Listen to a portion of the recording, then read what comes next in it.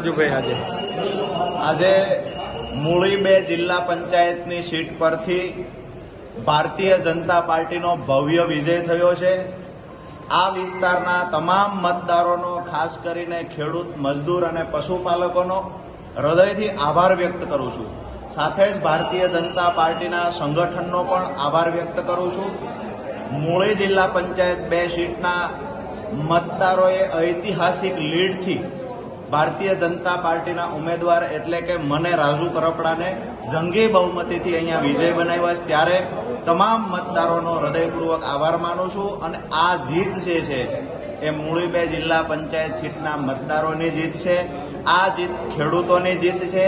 આ જીત પશુપાલકોની જીત છે. આ જીત એક નાના ગરીબ માણસની જીત છે. ક્યાંક ને ક્યાંક રાજુભાઈ સવારથી હારના મેસેજ ચાલતા હતા.